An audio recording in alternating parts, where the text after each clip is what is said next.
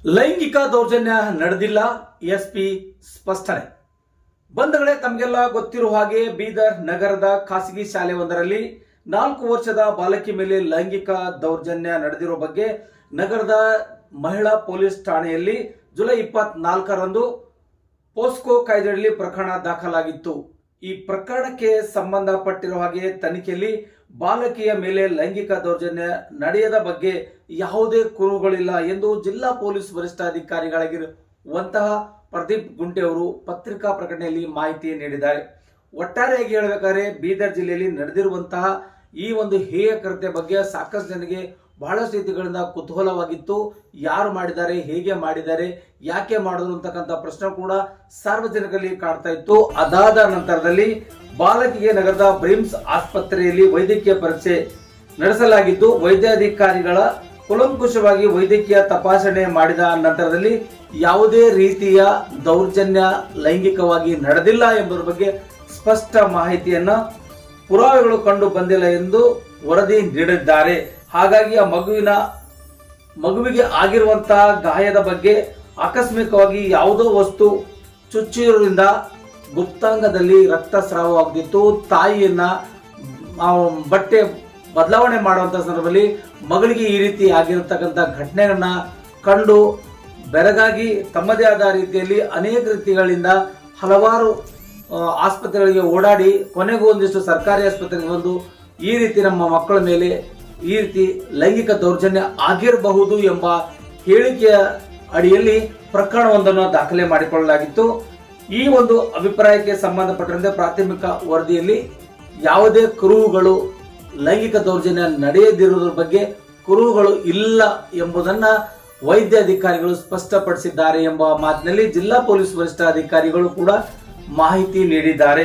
ಮಗುವಿನ ಪಾಲಕರಿಗೆ ಮಹಿಳಾ ಮತ್ತು ಮಕ್ಕಳ ಕಲ್ಯಾಣ ಇಲಾಖೆಯ ವ್ಯಾಪ್ತಿಯಲ್ಲಿ ಮಕ್ಕಳ ಕಲ್ಯಾಣ ಘಟಕದ ಆಪ್ತ ಸಮಾಲೋಚನೆ ನಡೆಸಿದ್ದು, ಮಗುವಿನ ಮೇಲೆ ಯಾವುದೇ ಲೈಂಗಿಕ ದೌರ್ಜನ್ಯ ನಡೆದಿಲ್ಲ, ಮಗುವಿನ ಮೇಲೆ ಯಾವುದೇ ಲೈಂಗಿಕ ದೌರ್ಜನ್ಯ ಕೂಡ ನಡೆದಿರುವುದರ ಬಗ್ಗೆ ಕುರುಹುಗಳು ಇಲ್ಲದಿರುವುದು ಎಂಬುದು ಈಗಾಗಲೇ ತನಿಖೆಯಲ್ಲಿ ಸಾಬೀತಾಗಿದೆ.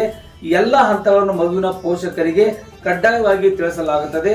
ಇನ್ನು ಎಲ್ಲ ಆಯಾಮಗಳಲ್ಲಿ ತನಿಖೆ ಸಹ ಮುಂದುವರಿಯುತ್ತದೆ ಎಂದು ಜಿಲ್ಲಾ ಪೊಲೀಸ್ ವರಿಷ್ಠ ಅಧಿಕಾರಿಗಳು ಪ್ರಕಟಣೆಯಲ್ಲಿ ತಿಳಿಸಿದ್ದಾರೆ. ಯಾವುದೇ ರೀತಿಯಿಂದ ಇದನ್ನ ಮುಚ್ಚುಮರೆ ಮಾಡೋಕೆ ಪ್ರಶ್ನೆ ಇಲ್ಲ. ಒಂದು ರೀತಿಯಿಂದ ಈಗಾಗಲೇ ಹಂತದಲ್ಲಿ ಈ ಒಂದು ಬೆಳವಣಿಗೆ ಬಂದಿದೆ. ಈ ಬೆಳವಣಿಗೆ ವರದಿ ಆಧರಿಸಿ ಈ ಮಾಹಿತಿಯನ್ನು ನೀಡಲಾಗ್ತಾ ಇದೆ.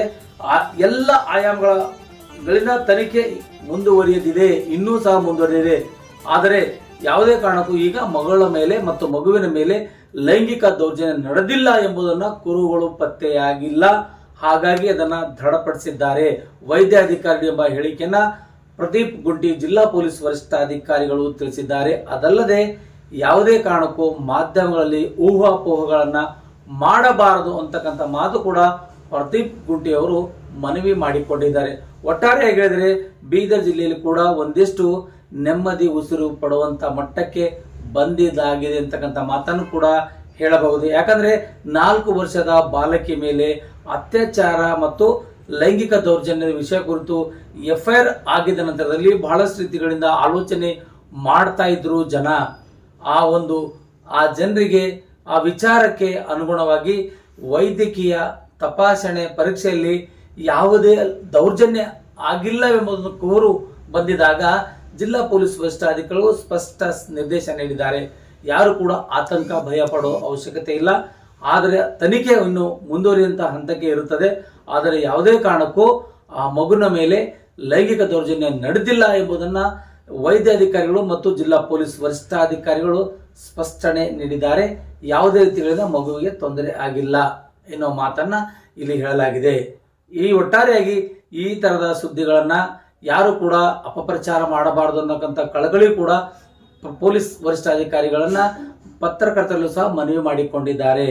ಒಟ್ಟಾರೆ ಹೇಳಬೇಕಾದ್ರೆ ಈ ಒಂದು ಲೈಂಗಿಕ ದೌರ್ಜನ್ಯಕ್ಕೆ ಒಳಗಾಗಿರುವಂತಹ ವರದಿಗೆ ಸಂಬಂಧಪಟ್ಟಂತೆ ಯಾವುದೇ ಕುರುಹುಗಳಿಲ್ಲದ್ರಿಂದ ವೈದ್ಯಾಧಿಕಾರಿಗಳು ಮತ್ತು ವರದಿಯನ್ನು ನೀಡುವುದಕ್ಕಾಗಿ ನಾವು ಇದನ್ನ ಸ್ಪಷ್ಟನೆ ನೀಡುತ್ತಿದ್ದೇವೆ. ಯಾವುದೇ ರೀತಿಯ ಲೈಂಗಿಕ ದೌರ್ಜನ್ಯ ಆಗಿಲ್ಲ ಎಂಬುದರ ಬಗ್ಗೆ ಜಿಲ್ಲಾ ಪೊಲೀಸ್ ವರಿಷ್ಠಾಧಿಕಾರಿಗಳು ಪ್ರಕಟಣೆಯನ್ನು ಹೊರಡಿಸಿದ್ದಾರೆ. ಯಾರೆಲ್ಲ ಈ ಸುದ್ದಿಗಳನ್ನು ನೋಡ್ತಾ ಇದ್ರು ದಯವಿಟ್ಟು ಸಬ್ಸ್ಕ್ರೈಬ್ ಮಾಡ್ಕೊಳ್ಳಿ, ಲೈಕ್ ಮಾಡಿ, ಶೇರ್ ಮಾಡಿ, ಕಮೆಂಟ್ಸ್ ಮಾಡ್ರಿ. ನಿಮ್ಮ ಅನಿಸಿಕೆ ಅಭಿಪ್ರಾಯಗಳನ್ನ ಮುಕ್ತವಾಗಿ ಹಂಚಿಕೊಳ್ಳಲು ಈ ಒಂದು ವಾಟ್ಸ್ಆಪ್ ನಂಬರ್ಗೆ ತಿಳಿಸಲು ಮನವಿ ಮಾಡಿಕೊಳ್ತಾ ಇದ್ದೀವಿ.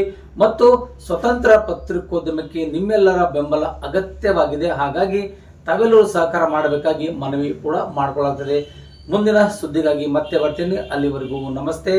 ನಾನು ನಿಮ್ಮ MP ಮುದಾಳೆ, ಬೀದರ್.